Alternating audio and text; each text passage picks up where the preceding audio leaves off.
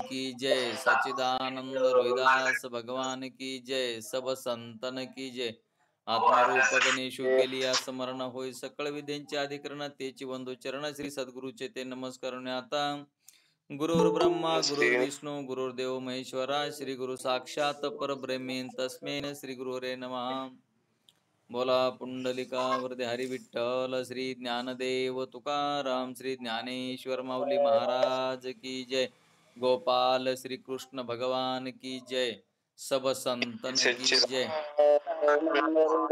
भगवान की जय. सब संतन की जय. तर कालच्या पाठामध्ये आपल्याला काय झालेलं आहे की संचित क्रियामान आणि प्रारब्ध. तर प्रत्येक जीवाच्या पाठीमाग संचित क्रियामान आणि प्रारब्ध हे 3 कर्म लागलेले आहेत आणि त्याच 3 कर्मामुळेच आपल्याला जन्म मरण वगैरे जे आपल्या पाठीमागे लागले ते त्या 3 कर्मामुळे लागले. तर त्या 3 कर्माची आत्मस्वरूपाच्या ज्ञानानं दृढ अपरोक्ष ज्ञानानं आपल्याला आपण मुक्त आहोत असं कळतं आणि मग संचित आणि क्रियामान जळतं. संचित कर्म आणि क्रियामान कर्म जळतं पण प्रारब्ध कर्म भोगून सारावं लागतं. त्याच्यामुळं शिष्यानं असा प्रश्न केलाय की मग आता तुमच्या ह्या आत्मस्वरूपाच्या ज्ञानानं संचित आणि क्रियामान जळतंय तर मग प्रारब्ध कर्म सुद्धा जळायला पाहिजे असं त्याने प्रश्न केलाय की तुम्ही प्रारब्ध संचित आणि क्रियामान जळतंय म्हणतात तर मग याच ज्ञानानं काय व्हायला पाहिजे तर प्रारब्ध सुद्धा संपायला पाहिजे असं शिष्यानं प्रश्न केलाय. मग तिचं समाधान सांगा. तर गुरु म्हणतात संचित आणि क्रिया म्हणजे असतं ते आत्मस्वरूपाच्या ज्ञानानं जळतं पण प्रारब्ध कर्म हे भोगून सारावं लागतं. आणि जर समजा ज्ञान झाल्याबरोबर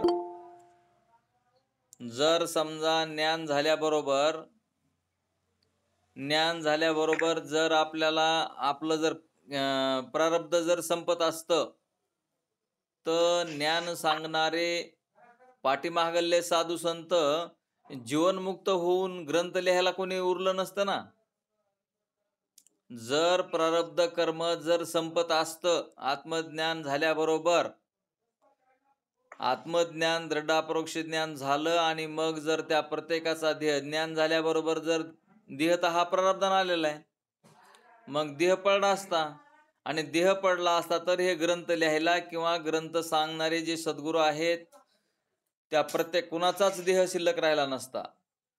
आणि मग देह शिल्लक जर नाही राहिला तर हा संप्रदाय म्हणजे धर्माचा प्रसार करणारे आत्मस्वरूपाचं ज्ञान सांगणारे ग्रंथ लिहिणारे हे सर्व संपून गेले असते.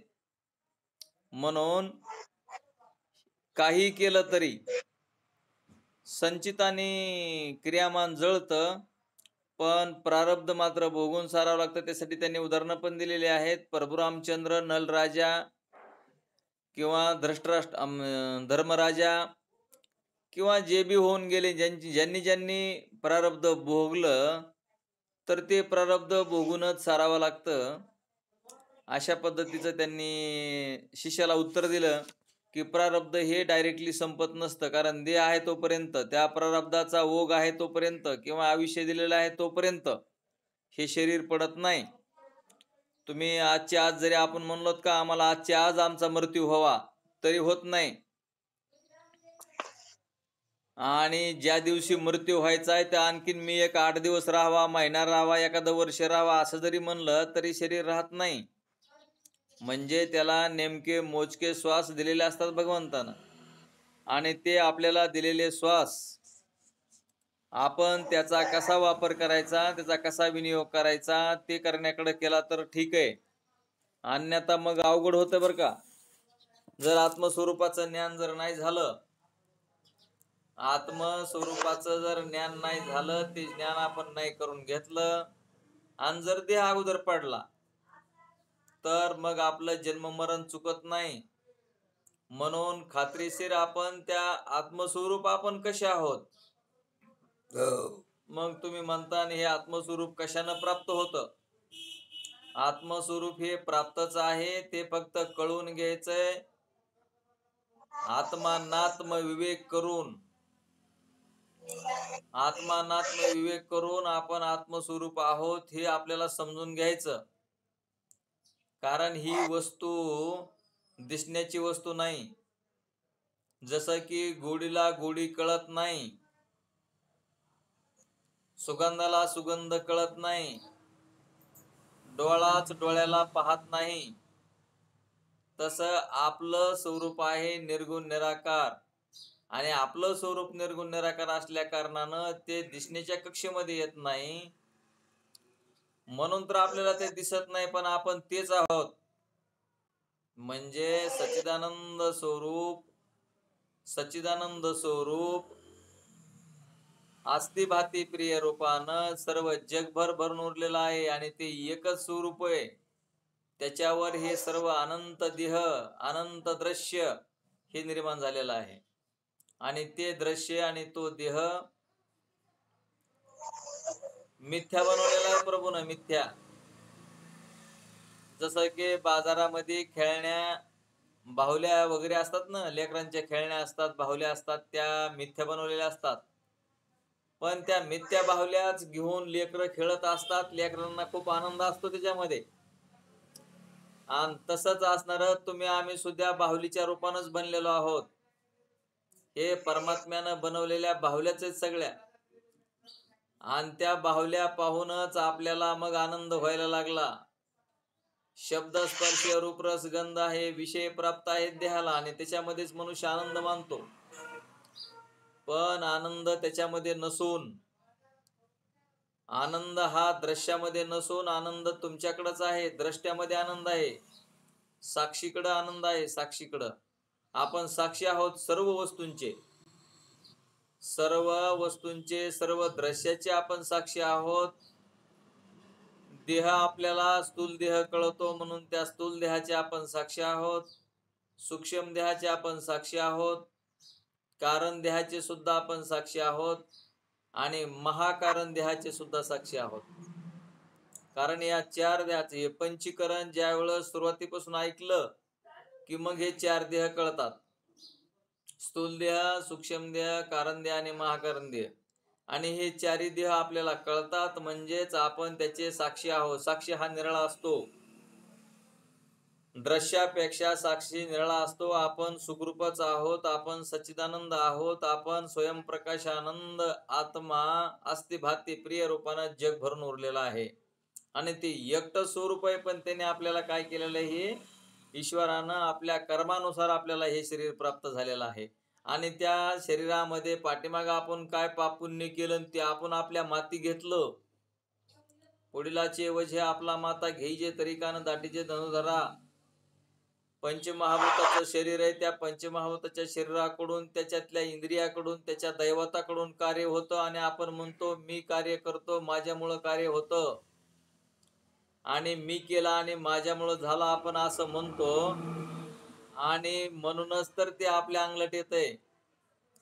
आता जे होतंय देहाकडून आपण म्हणतो माझ्याकडून झालं, म्हणून असणार त्या कर्माची बाधा, आणि त्याच्याचमुळं आपल्याला शरीर प्राप्त झालेलं आहे. म्हणून आत्मस्वरूपाचं ज्ञान समजून घेऊन आपण जीवनमुक्त अवस्थेमध्ये राहिलं पाहिजे. म्हणून अवश्य व्हायचे असे जे प्रारब्ध कर्माचे फलभोग, त्यास निवारण्याकरिता जर काही उपाय असता, प्रारब्ध कर्म जर ह्या आत्मस्वरूपाच्या ज्ञानानं जर काही पर्याय उपाय असता, तर म्हणले नलराजा, धर्मराजा, श्रीरामचंद्र प्रभू हे तिघेही राज्य सहित होऊन, म्हणजे राज्य सोडून वनवासाला गेले नसते. यासाठी ज्ञानी असो का अज्ञानी असो, पाहिजे तो असला तरी त्याच्या देहाचे प्रारब्ध कर्म भोगले गेल्या वाचून निवृत्त होऊ शकायचे नाही. म्हणून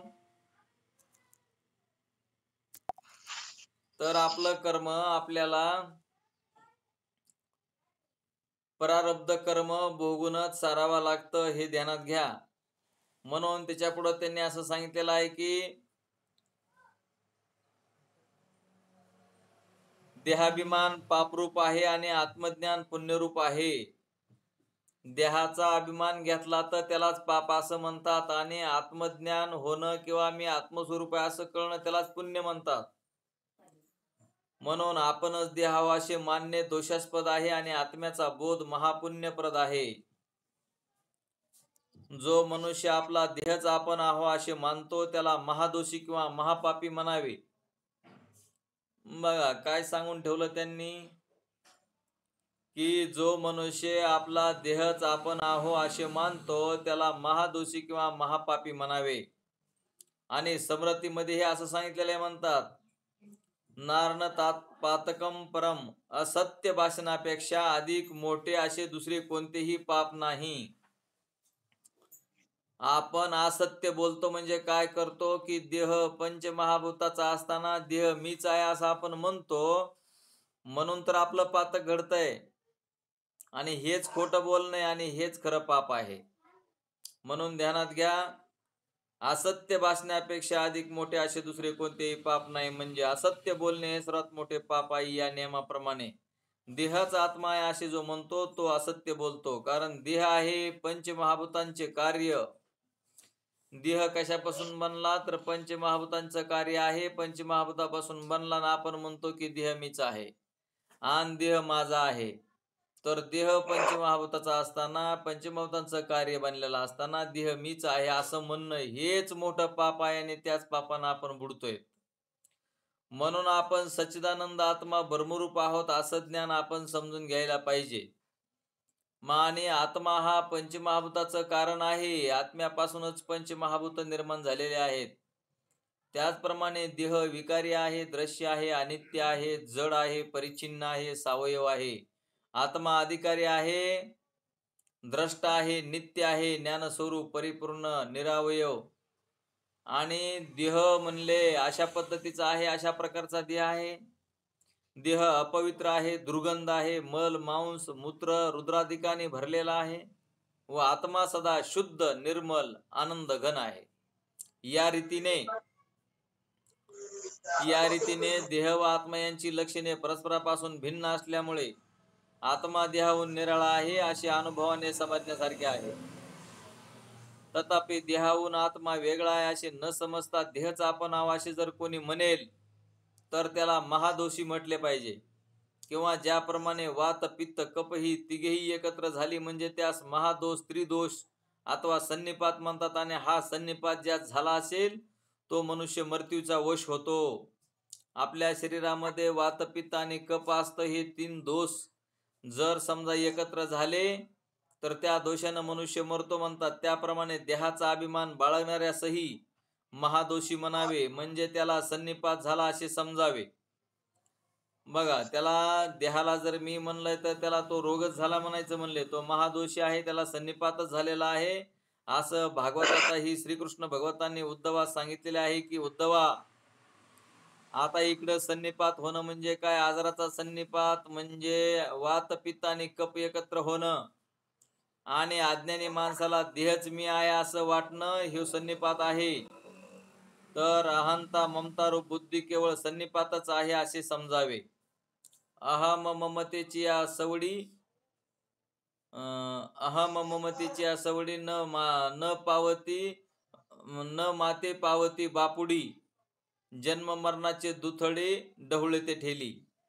माऊली ज्ञानोबरायांची ओवी सुद्धा आहे की अहम ममतेच्या लवड सवडी, आणि त्याच्यामुळेच आपण अहम आणि मम आपलं जात नाही आणि म्हणून आपल्याला म्हणले तोच सन्निपात आहे.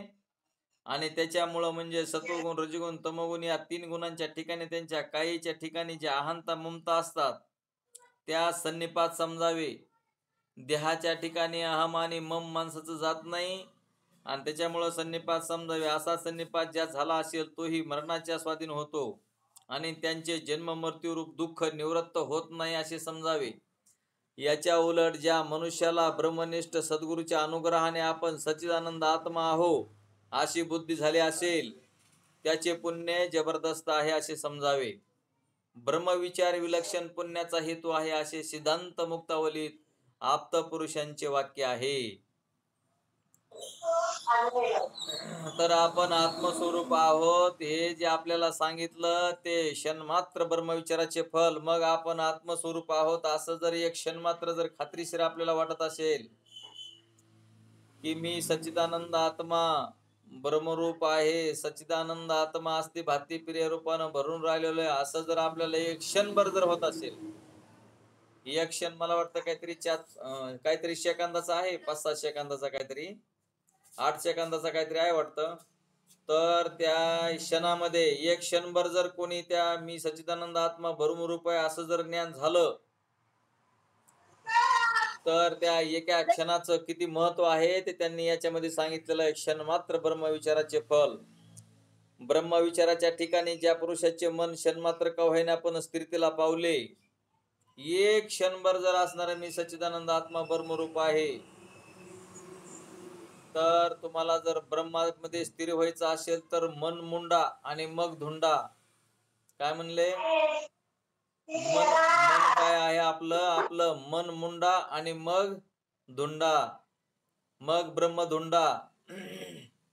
आपलं मन जे आहे त्याचं मन संपविलं पाहिजे, म्हणजे आपण स्थिर आपल्या मनानं संकल्प विकल्प नाही केला पाहिजे, त्याला म्हणायचं स्थिरता पावले.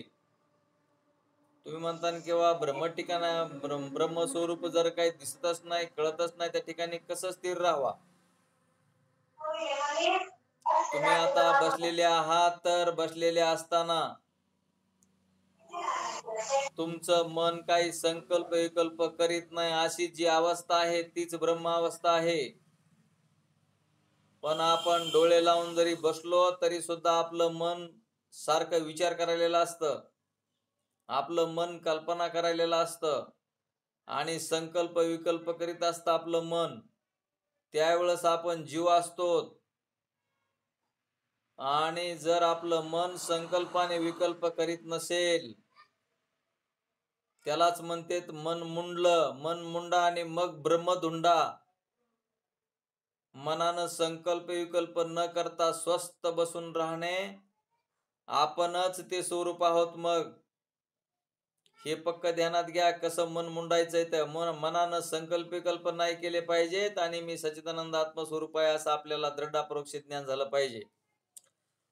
तर एक क्षणभराचं महत्व सांगायले ते की जो पुरुष एक क्षण मात्र जर आपण आत्मस्वरूप आहोत असं जर आपल्याला कळत असेल, तर तो त्या पुरुषानं गंगादी सर्व तीर्थक्षेत्रे, म्हणजे त्रिवेणी संगम असेल, गंगादी तीर्थ असतील, जेवढे जगामध्ये आपल्या भारतामध्ये जेवढे जगामध्ये जेवढं तीर्थक्षेत्र असतील त्याच्यामध्ये आपण स्नान केल्याचं पुण्य लागतं म्हणले. आता आपण काय करतो, सोपं सोडतो ना अवघडात फिरतो. दुरून डोंगर साजरे असतात, पण ते नाही म्हणले महाबळेश्वरला लय जावं वाटतं म्हणले आम्हाला. आता महाबळेश्वरला जायचं आणि वरी डोंगराला चढायला जायचं म्हणलं की मग इथं आपल्याला जेजुरीच्या खंडोबाच्या पायऱ्या चढणं होत नाही, आणि डोंगरावर चढायचं म्हणल्यावर दुरून डोंगर फार साजरे असतात, फार दिसतात गोजीरवाने. आता फोटो मध्ये पाहतो आपण डोंगर दर्या वगैरे हे किती उंच उंच कडे असतात, पण तिथं जर चालायला गेलं का तिथं सुख होत नाही, तिथं कसल्याही प्रकारचं सुख होत नाही डोंगर दर्या कापर्यामध्ये. तसं आपण ध्यानात ठेवायचं की आपण आत्मस्वरूप आहोत असं जर आपल्याला खात्रीशीर कळालं तर त्याचं महत्व आहे. आपण सर्व तीर्थक्षेत्रामध्ये स्नान केल्याचं पुण्य लागतं आपल्याला, सर्व पृथ्वीचं दान केल्याचं पुण्य लागतं. आपण म्हणतो आमच्यापाशी द्यायला काहीच नाही, आमच्यापाशी पैसा नाही, आमच्याकडं धान्य नाही, आमच्याकडं काहीच नाही, आमची परिस्थिती गरिबीची आहे वगैरे आपण असं बोलतो. आमच्याकडं दान द्यायला काही नाही बाबा, आमचंच आम्हाला भागत नाही, तुम्हाला कुठलं दान द्यावा?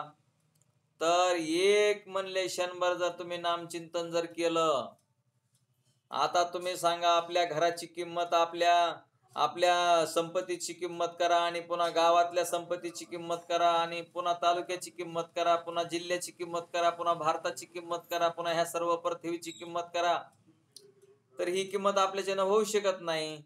तर एवढं पृथ्वी दान केल्याचं पुण्य, ब्रह्मज्ञानाचा एक क्षणभर जर आत्मस्वरूप मी असं जर तुम्हाला जर वाटत असेल, तर ही सर्व पृथ्वी दान केल्याचं पुण्य, सर्व तीर्थक्षेत्रामध्ये स्नान केल्याचं पुण्य लागतं.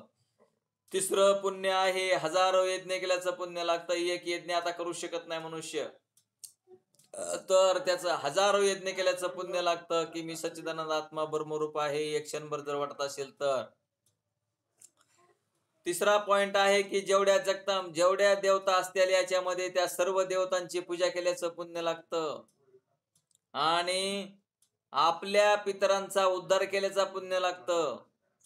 जरी आपले पितर कुठंतरी दुसऱ्या योनीमध्ये गेले असतील, त्यांना खूप त्रास असेल, त्यांचे जन्म कुठं झाले कसे झाले आपल्याला माहित नाही, पण एक क्षणभर जर झाला तर आपल्या पितरांचा उद्धार म्हणजे त्याच्यातून त्यांना सुटका होते, पुन्हा त्यांना मनुष्य देह प्राप्त होतो आणि पुन्हा ते धार्मिक क्षेत्रामध्ये येऊन त्यांचा उद्धार होऊ शकतो. हे ध्यानात घ्या.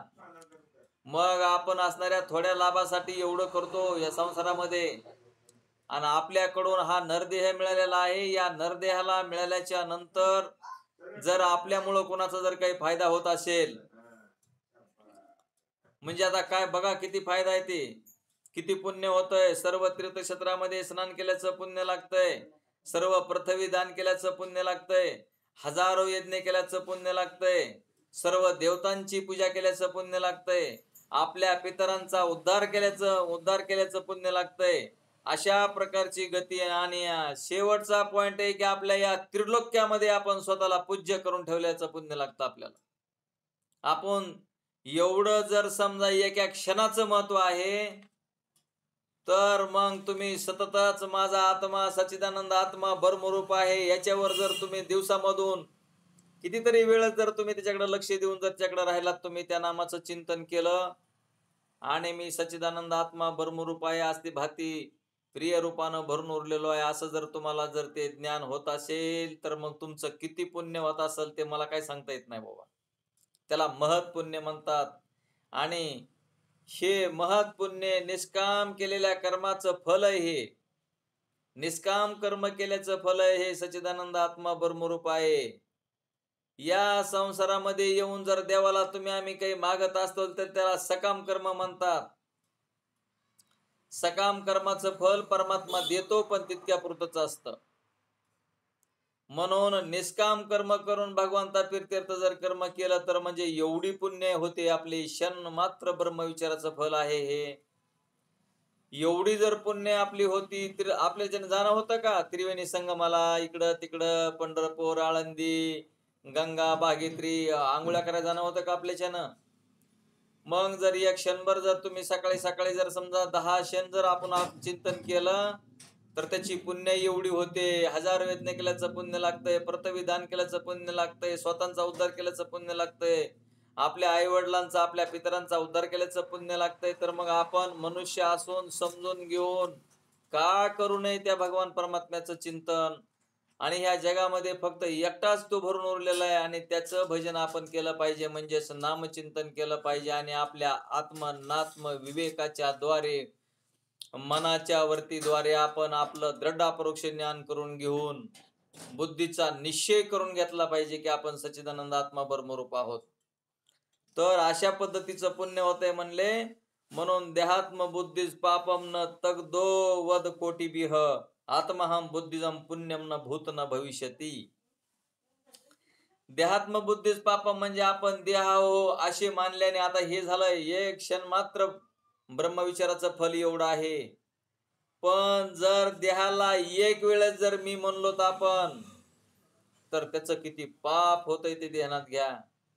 हे कोणाच्या मनच्या गोष्टी नाही, ते साधू संतांनी लिखित करून ठेवलेलं आहे. सर्व साधू संतांच्या ग्रंथाने आहे. ते म्हणतात देहात्म बुद्धी पापम म्हणजे आपण देहाव असे मानल्याने झालेले पाप. करोडो गाय मारल्याचं पातक आपल्याला लागतंय, ध्यानात घ्या. करोडो गायी मारल्याचं पातक लागतंय देहाला एक वेळेस मी म्हणलो तर. आता तुम्ही सांगा, आपण किती जन्मापासून देहाला मी म्हणत आलो, आता आपलं किती आयुष्य झालं, कधीपासून आपण देहाला मी म्हणत आलो. आता मग करोडो गायी मारल्याचं जर पातक लागत असेल, तर आपण जर त्या भगवान परमात्माचं भजन करत नसू, त्या भगवान परमात्माचं नामचिंतन करत नसू, त्या भगवान परमात्माला आपण ओळखत नसू, तर आपण किती गायी मारल्याचं पाप आपल्याला लागत असेल. ध्यानात घ्या की आपण ध्यानात ठेवायला पाहिजे, देहाला एक वेळ जर मी म्हणलं तर करोडो गायी मारल्याचं पातक लागतंय. तर आता देहाला आपण किती अनंत जन्मापासून हे देहच मी म्हणत आलो, आणि आता जन्मल्यापासून आतापर्यंत बी देहाला मीच म्हणत आलो, तर आता किती गायी मारल्याचं पातक लागलं असेल कोण जाणे. म्हणून मायबाप ध्यानात ठेवा, देहात्म बुद्धीच पापम म्हणजे आपण देहावा असे मानल्याने झालेले पाप करोडो गायी मारून झालेल्या पापापेक्षा अधिक आहे. आणि श्रुतीतही असेच सांगितलेले आहे, म्हणजे देहाभिमानाच्या ठाई सर्व दोष उत्पन्न होतात. देहाचा अभिमान घेतला की आपल्या ठिकाणी अनेक प्रकारचे दोष निर्माण होतात, म्हणजे देहाभिमानाच्या ठाई सर्व दोष उत्पन्न होतात. तो पापी होतो आणि आत्महत्या करणारा होतो असे सांगितलेले आहे. आपल्याला आत्महत्याचं पातक लागतं मायबाप हो, जर देहाला मी म्हणलं तर. कारण इथून पाठीमाग किती देह निर्माण झाले, 84चा फेरा फिरून मनुष्य जन्म मिळाला ना, आता आणखीन देवाचं नाही ज्ञान करून घेतल्यावर 84चा फेरा सुटत नसतो. आणि 84 लक्ष योनीमध्ये जाऊन असणार प्रत्येक वेळेस जन्मायचं आणि प्रत्येक वेळेस मरायचं. किती वेळा जन्म व्हावे किती व्हावे फजित, म्हणून त्याप्रमाणे मग जीव देवाला शरण जातो. अहो तुम्हा आम्हाला जर संकट नाही प्राप्त झाले तर आपण देवदेव करणार का? आपल्याला दुःख नाही झालं तर आपण देवदेव करणार का? अहो आपल्याला इतकं गांजून टाकलं जातं, इतकी पीडा दिली जाते, तरी सुद्धा आपण देवाचं भजन करत नाहीत, देवाला ओळखत नाहीत. अहो देवाला नाही ओळखणाऱ्याच्या पाठीमागा अनंत संकट पाठीमागा लागतात. ध्यानात ठेवा, देव झाला पाठीमोरा आणि नसती विघ्न येती घरा. मायबापा ध्यानात ठेवा, कोणी इथं या सृष्टी तलावर कोणीही जन्माला येऊ द्या, किती संपत्ती असू द्या, संपत्तीनं सुख होत नाही. सोन्याचा पलंग केला तरी त्या सोन्याच्या पलंगावर सुख लागत नाही. एसी मध्ये जरी राहिला तरी त्याला सुख लागत नाही. किती प्रकारची संपत्ती जरी गोळा केली तरी त्याला सुख लागत नाही. आणि म्हणून ध्यानात ठेवा की त्या भगवान परमात्माचं चिंतन करण्यामध्ये, त्या भगवंताचं नामचिंतन करण्यामध्ये जे सुख आहे ते सुख तुम्हाला कशातच मिळणार नाही. ध्यानात ठेवा. म्हणून आपण सच्चिदानंद आत्माचा आहो अशा बुद्धीने झालेले पुण्य यापूर्वी कधी झाले नाही व पुढे कधी होणार नाही अशा श्रेष्ठ प्रकारचे असते. अशी आत्मबुद्धी महापुण्य रूप आहे असे सांगून पुढे शुद्ध ज्ञानरूप एक देव सर्व मनुष्यांच्या मनात साक्षी रूपाने राहिलेला आहे. म्हणून बंधनाचे कारण जी भेदबुद्धी तिचा त्याग शिष्याने करावा. बघा काय म्हणले, पुढे शुद्ध ज्ञानरूप एक देव, सर्व जगामध्ये फक्त एकच देव आहे आणि तो देव सर्व मनुष्यांच्या मनात साक्षी रूपाने राहिलेला आहे. सर्व मनुष्यांच्या मनामध्ये साक्षी रूपानं राहिलेला आहे. म्हणून बंधनाचे कारण जी भेदबुद्धी आहे, आपली भेदबुद्धीचा तिचा त्याग शिष्याने करावा. या हेतूने भेदबुद्धीच बंधनाचे कारण आहे असे गुरु निरूपण करून सांगतात. आपल्याला जी भेदबुद्धी निर्माण झालेली आहे आणि तीच भेदबुद्धी आपल्याला बंधनाला कारण आहे असं सांगतात. श्री गुरु म्हणतात, बा शिष्या, ज्याला तू देव चैतन्य स्वयंप्रकाश म्हणतोस तो चैतन्य रूप देव तू स्वयंमेव आपणच आहेस. ध्यानात घ्या. सद्गुरु म्हणतात, जेने तू कहेले देव, जेने तू कहेले देव ते चैतन्य स्वयंमेव, बिजो देव माने जो कोई यज बंधन तेने होई. तर बा शिष्या, ज्याला तू देव चैतन्य स्वयंप्रकाश म्हणतोस तो चैतन्य रूप देव तू स्वतःच आपणच आहोस. आणि तो चैतन्य रूप स्वयंप्रकाश देव प्राणीमात्रांच्या ठिकाणी एकच आत्मरूपाने आहे. बघा, तुमच्यातला जो आत्मा आहे तो सर्वत्र सर्वांचा आत्मा एकच आहे. आता सर्वांचा आत्मा जर एकच आहे तर आपण आपल्याला त्रास घेऊन करा वाटतो का? त्रास घ्या वाटतो का आपण आपल्याला त्रास? आपल्याला दुःख असा वाटतं का? स्वतःला दुःख असावं वाटत नाही. तसं आपल्यातला जसा आत्मा आहे तसाच बाहेर सुद्धा आत्मा आहे आणि सर्वांच्या मध्ये भरून उरलेला एकच आत्मा आहे. यासाठी चैतन्य रूप देव आत्मा आपण स्वतः असे जाणावे. चैतन्य रूप आत्मदेवास अज्ञानाने विसरून आपणच देह असे मानून चैतन्य रूप देव तो आपल्याहून कोणीतरी निराळाच आहे असे जो कोणी मानतो, म्हणजे मी देहामध्ये देहालाच मी म्हणायचं, माझ्यापेक्षा देव वेगळा आहे म्हणायचं, आपली काय बराबरी होत असती का देवाची ना आपली? आपण काय देव होत असतोत का? आपण काय संत होत असतोत का? आपली त्यांची बराबरी होत असती का? वगैरे वगैरे. काय कोण काय बोलल काही सांगता येत नाही. प्रत्येकाची बुद्धी वेगवेगळी असते, अंतकरण वेगवेगळं असतं आणि त्याच्यामुळं अनेक प्रकारचे लोक कल्पना करतात. आपण काय संत होत असतोत का? आपल्याला काय ते जमत असतं का? आपण काय महाराजच होणार का? आपण काय कसं आपण देव असतो? आपण कसं काय ब्रह्म होऊ शकतो? हे सर्व कळायसाठी ज्याची त्याची पुण्य लागते आणि पुण्य असल्याच्या नंतर सद्गुरू प्राप्त होतात. सद्गुरू प्राप्त झाल्याच्या नंतर असणारं तुमचं अंतःकरण शुद्ध होतं, शांत होतं आणि मग श्रवण मनन निधिध्यासन करून शास्त्र कळून घेऊन आत्मनात्म विवेकाद्वारे आपल्याला स्वतःला कळतं की मी सच्चिदानंद आत्मा ब्रह्मरूप आहे. आता आपल्याला असं वाटतं की लगे महाराजांनी अनुग्रह दिल्याबरोबर तर आपल्याला चमत्कारच व्हावा काहीतरी, की लगेच ज्ञान व्हावा, की धडाक्यालाच काहीतरी दिसावा, तांबडं पिवळं काळं गोरं काहीतरी दिसावा.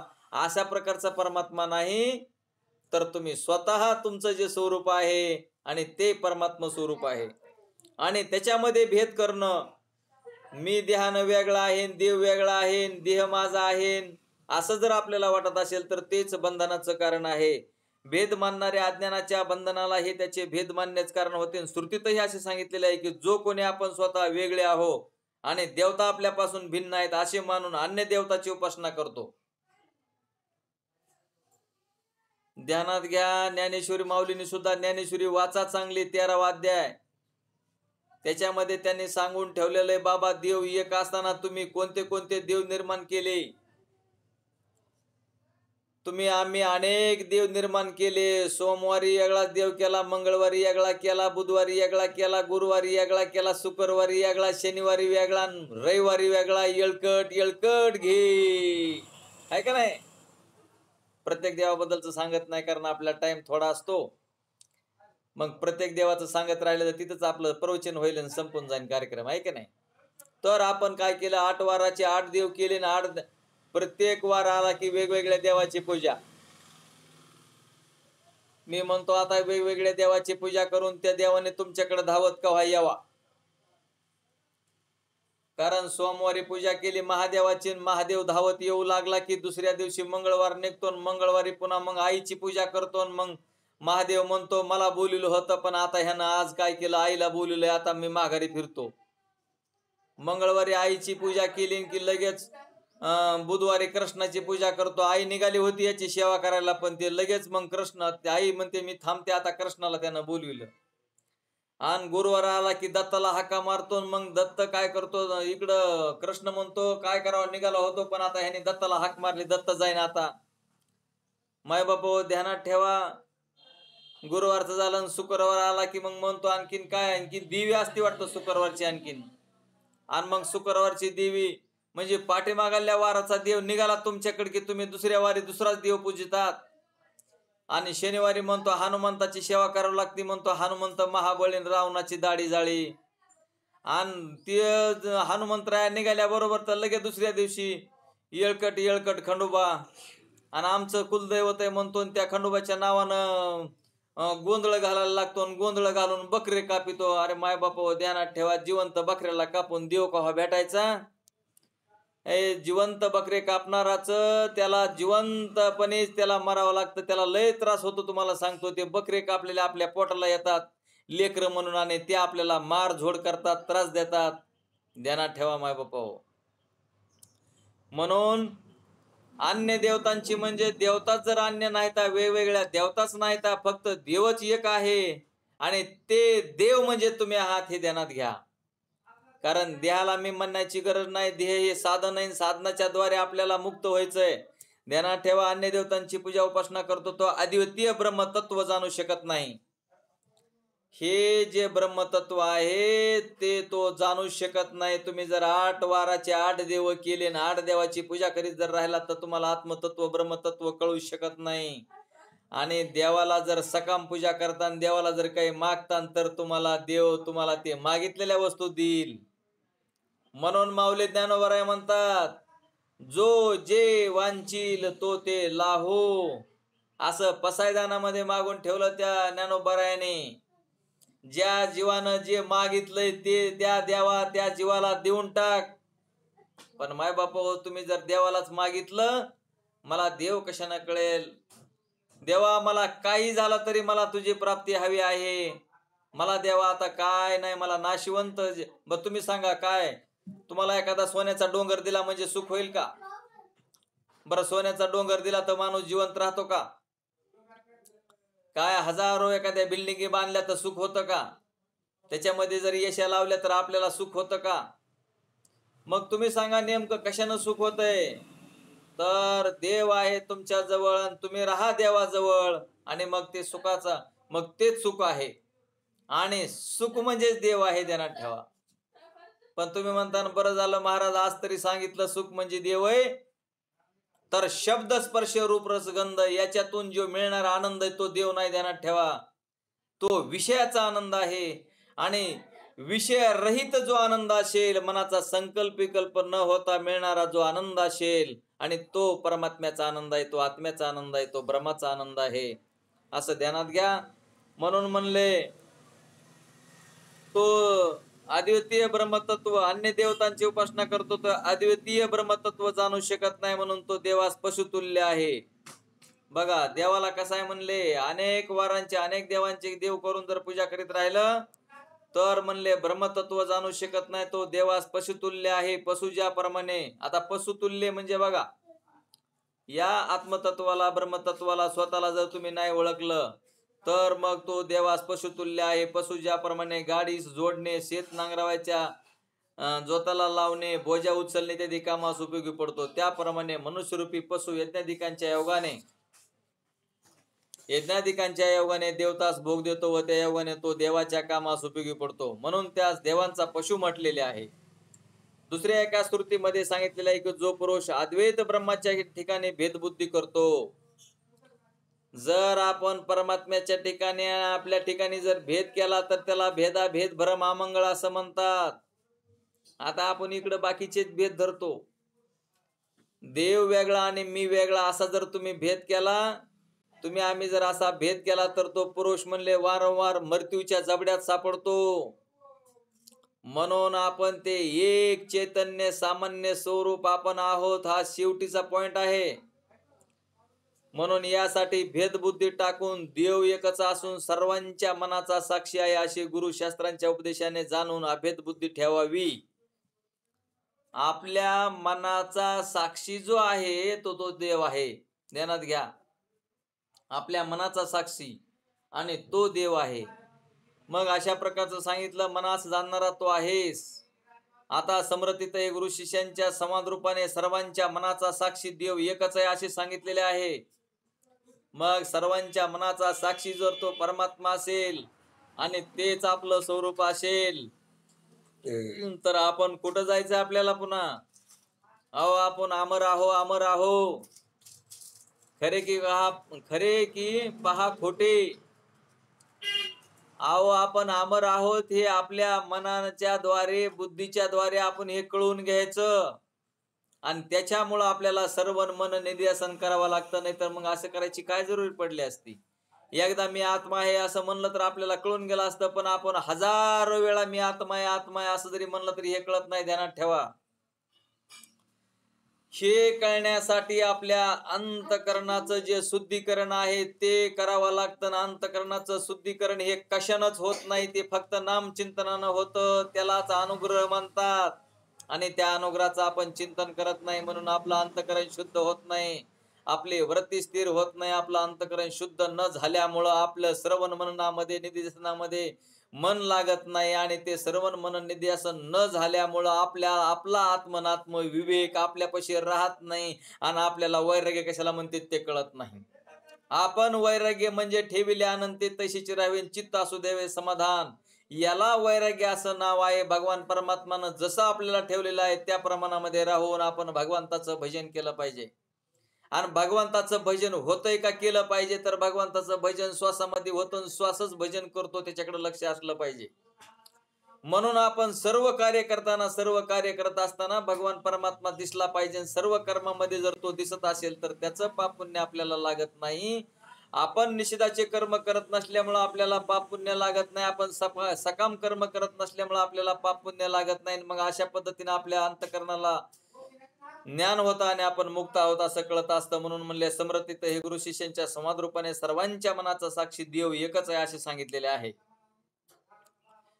तर कोणी एका उत्तम अधिकारी मुमुक्षु पुरुषाने वेदवाक्यावरून श्रवण केले की देवाला जाणले असता सर्व पापांची निवृत्ती होते. ऐकून अशा देवाला मी कसा जाणू, मला त्या देवाचा कोण अनुभव करविल, असा त्यांच्या मनामध्ये विचार आल्यामुळे एका ब्रह्मनिष्ठ गुरु शरण जाऊन त्याने त्यास प्रश्न केला की कोण देव आहे, म्हणजे को देव, म्हणजे त्यांनी प्रश्न केला एक जणाला, अशी इच्छा झाली की बाबा इतका मी असणारा त्रासून गेलो, मला इतकं दुःख झालं, मला सहन होत नाही, मी आता काय करू, म्हणजे मला असणारा देवाची प्राप्ती होईल का, देव मला कशाने कळल, मी सुखामध्ये कसा राहीन.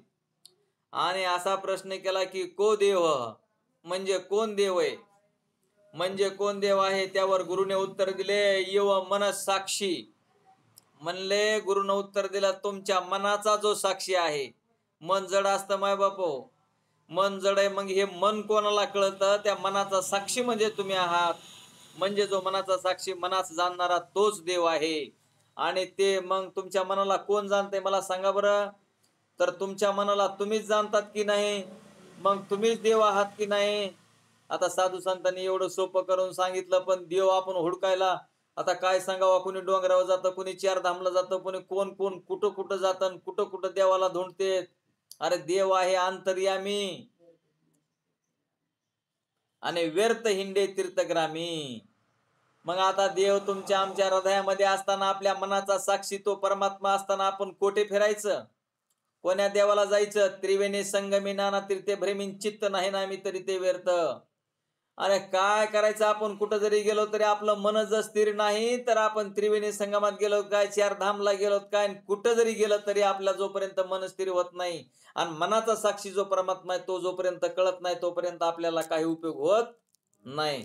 म्हणून असे त्या गुरुने सांगितल्यावरून माझ्या मनाला कोण बरे जाणणार असेल, असा प्रश्न त्या शिष्याला पडला. की ते म्हणतात की तुझ्या मनाचा साक्षी देव आहे.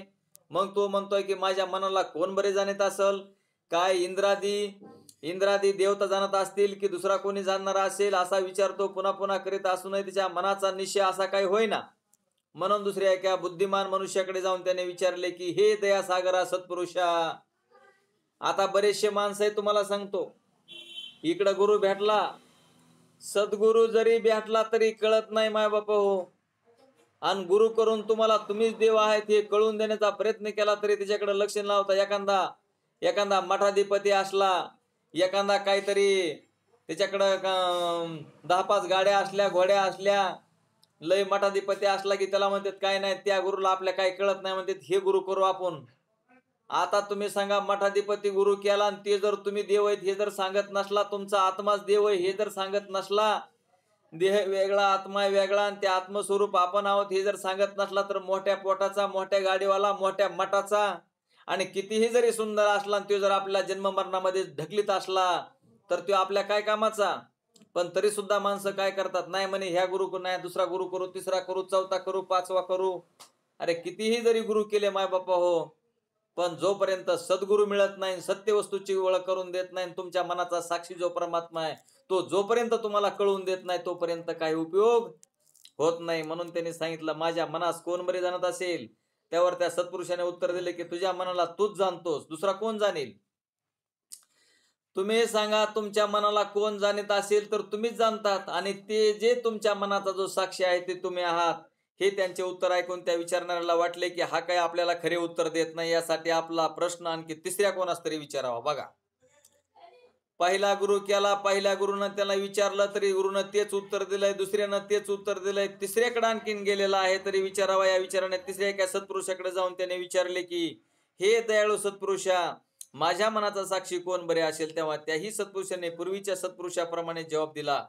या रीतीने आणखी 2-4 सत्पुरुष विचारून पाहता त्या सर्वांकडून त्यास पूर्वीप्रमाणे एकच उत्तर मिळाल्यामुळे त्या सर्वांच्या वचनावर विश्वास ठेवून एकांतात बसून आपणच आपल्या मनाचा साक्षी आहो किंवा नाही याविषयी तो आपल्या मनात विचार करू लागला. असा विचार करता करता त्या समजून आले की संकल्प विकल्प करणे आणि सुखदुःख भोगणे हे धर्म मनाचे आहेत. हे ध्यानात घ्या, संकल्प विकल्प करणे आणि सुखदुःख भोगणे हे धर्म मनाचे आहेत. त्याचप्रमाणे बाहेरल्या पदार्थांच्या ठिकाणी गमनागमन, जाणे येणे हाही धर्म मनाचाच आहे. अशा मनाच्या धर्मास जाणणारे आपण या मनाचे साक्षी आहो. कारण त्यांच्या ध्यानात असे आले की एक मनुष्य दुसऱ्या मनुष्यास काही सांगत असतात, ते ऐकणाऱ्याचे मन जसे दुसऱ्याच कोण्या तरी ठिकाणी लागलेले असेल, तर तो सांगणारा काय सांगत आहे ते तो ऐकणारा ऐकू शकत नाही. आता तुम्ही सांगा, मी इथं बोलायलोय आणि तुमचं मन जर कुठंतरी दुसरीकडे असेल तर इथं काय बोलणं चाललंय ते कळत नसतं. तसं ऐकणाऱ्याचे मन स्थिर नाही असे सांगणाऱ्यांच्या लक्षात आल्याबरोबर तो सांगणारा म्हणतो, अरे बाबा, मी तुम्हाला इतके वेळ सांगितले ते तुम्ही ऐकले का. तेव्हा तो ऐकणारा उत्तर देतो, नाही बुवा, तू एवढा वेळ काय सांगितले त्यातले काहीच मी ऐकले नाही, कारण आतापर्यंत माझे मन अन्य ठिकाणी म्हणजे दुसऱ्या ठिकाणी असल्यामुळे मला तुम्ही सांगितलेले ते ऐकूच आले नाही. आता माझे मन ठिकाणी आहे, तर फिरून मला तेच सांगा. मी ऐकीन या गोष्टीवरून त्यास उघड दिसून आले की मन पहिल्याने बाहेर गेले होते, मागून ते स्थिर झाले असे ज्याने जाणले तोच मनाचा साक्षी आहे. अगोदर मन बाहेर गेलं होतं ना आता तुमचं मन स्थिर झालेलं आहे, तर त्या मनाचे साक्षी तुम्हीच आहात. म्हणून मनाची चंचलता आणि स्थिरता जर कमी करायची असेल तर नामचिंतन आहे ते नामचिंतन करा. त्याचप्रमाणे जागृती आणि स्वप्नात संकल्प विकल्पपूर्वक जे विषय मनामध्ये स्फुरण पावतात ते अभाव, त्याप्रमाणे सुसुप्त अवस्थेत मनाच्या सर्व वृत्तीचे होणारे अभाव या सर्वात जाणणारे प्रकाशक आपण आहो. अर्थातच या मनाचे साक्षी आपणच आहो असे अनुभव घेऊन जाणता येते. असे त्याने आपल्याशीच विचार करून जाणले व अर्थात तोच निश्चय करून तो मुमुक्षु गुरुजवळ जाऊन त्यास मनाला मनो मे दर्शते मया, म्हणजे माझे मन मलाच दिसते, म्हणजे पुन्हा माझ्या मनाचा साक्षी मीच आहे आता अशी माझी खात्री झालेली आहे. असे शिष्याचे वचन ऐकून गुरु म्हणतात, तरी देवस्य मेवासी, म्हणजे असे असेल तर मग देव तूच आहेस. गुरुने शिष्याला सांगितलं, मग आता तुम्ही मनाचे साक्षी आहात आणि तेच तुमचं स्वरूप आहे, म्हणजे पुन्हा प्रत्येक चैतन्य स्वयंप्रकाश देवरूप साक्षी आत्मा तुम्हीच आहात. याप्रमाणे को देव यो मनसाक्षी या स्मृतीच्या 3 चरणाने सर्व प्राण्यांच्या मनात साक्षी जो आत्मा देवरूप आहे असे सांगितले. आता पुढे त्याच स्मृतीचा 4था चरण, देव एकच असून प्राणीमात्रांच्या हृदयामध्ये आहे. श्वेता तर उपनिषदातले श्रुतीचे प्रमाण देऊन सांगतो म्हणले तो चरण असा आहे, एको देव इति श्रुतेह. यातील प्रमाणभूत श्रुतींचा इत्यर्थ असा आहे, म्हणजे अर्थ असा आहे की ब्रह्मदेवापासून पिपलिकापर्यंत म्हणजे मुंगीपर्यंत सर्व भूतांच्या ठिकाणी देव स्वयंप्रकाश चैतन्य रूपी एक अद्वितीय आहे. तथापि सत्सद विचार शून्य अज्ञानी लोकांना अज्ञानजन्य आवरण व देहाभिमान यांच्या योगाने असा तो देव अपरोक्ष रूप असताना सुद्धा जाणता येत नाही, म्हणून त्याला गूढ आणि गुप्त म्हटलेले आहे. देव कसा आहे? गूढ आहे, गुप्त आहे, आणि त्याच्यावर हे सगळं बनलेलं आहे. तो देव सर्व व्यापक, सर्व भूतांचा अंतरात्मा, पुण्य कर्माची फळे देणारा आणि प्रत्यवादी सर्व भूतांचे अधिष्ठान असून सर्व भूतांचा साक्षी द्रष्टा चैतन्य रूप वस्तुता केवळ निष्प्रपंच, निर्विकल्प आणि निर्गुण, तत्वादी करून ज्ञानादी करून गुणा वाचून सत्यरूप, ज्ञानरूप, आनंदरूप, यासाठी बाशिष्या मनाचा आणि बुद्धीचा साक्षी जो आत्मा तोच देव आहे असा निश्चय करून देव आपल्याहून भिन्न आहे असा भेदबुद्धीत टाकून द्या, आणि द्वैत मानल्याने भय उत्पन्न होते. ध्यानात ठेवा, दुसरं जर काही असेल तर द्वैत मानल्यानं किंवा देह वेगळा आहे ना आत माझा, मी देह तर वेगळा आहे पंचमहाभूताचा, परंतु देव आणि माझ्यामध्ये फरक आहे, म्हणजे माझा आत्मा ब्रह्मरूप आहे असं ज्ञान आपल्याला व्हायला पाहिजे. तर द्वैत मानल्याने भय उत्पन्न होते असे श्रुती सांगितलेले आहे. भागवतातही सांगितलेले आहे, भयम द्वितीयाभिनिवेशत, म्हणजे द्वैताच्या ठिकाणी आग्रह धरल्याने जन्म मरणाची दुःखे प्राप्त होतात. यासाठी भेदबुद्धी करू नये. स्वयंप्रकाश रूप चैतन्य देवाच्या सर्वात्मपणाचे अशा रीतीने निरूपण केलेले आहे. आणि म्हणून अमानित्वादी श्रेयस्कर साधने संपादन पूर्वी 29 दोह्यात निरूपण करून सांगितलेले आहे. जे सामवेदातले महावाक्य याचा अखंडार्थ अभेदार्थ ब्रह्मनिष्ठ सद्गुरूच्या उपदेशाने हृदयात धरून त्यांच्या मननिदेशनाच्या योगाने आपण नित्य शुद्ध बुद्ध मुक्त प्रत्येक एकरस सच्चिदानंद ब्रह्मरूपावा असा निर्विकल्प निष्क्रिय अशा आत्म्याचा दृढ साक्षात्कार ज्याने स्वतःच्या अनुभवाने करून घेतला असेल तो पुरुष ज्ञानामृताने जीवनमुक्त होऊन त्यास कृत्य कर्तेता प्राप्ती झालेली आहे असे होते.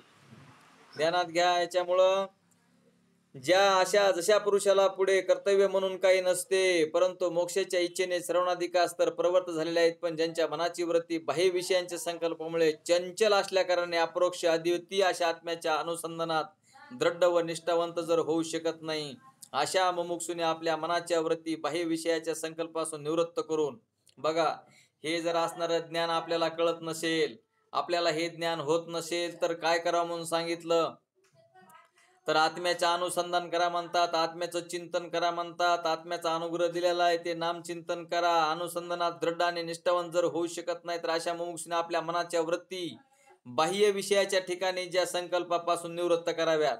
आपलं मन जे बाहेर पळतंय, बाह्य विषयामध्ये जातंय, त्या मनाला आवरायचा प्रयत्न करा. मनाचं मुंडन करा आणि मग ते मन संकल्प विकल्पापासून निवृत्त करून त्यांच्यामध्ये स्थिरता उत्पन्न करण्यासाठी अद्वितीय आत्म्याचा अपरोक्ष दृढ बोध करून घेतल्याने जीवनमुक्त झाल्यानंतर स्वतःस विदेह मुक्ती प्राप्त करून घेण्यासाठी पुढे समाधीचा अभ्यास अवश्यमेव करावा.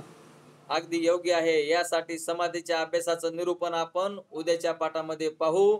तर आपला हा आजचा पाठ संपलेला आहे. बोला पुंडलिका वरदे हरी विठ्ठल. श्री ज्ञानदेव तुकाराम, श्री ज्ञानेश्वर माऊली महाराज.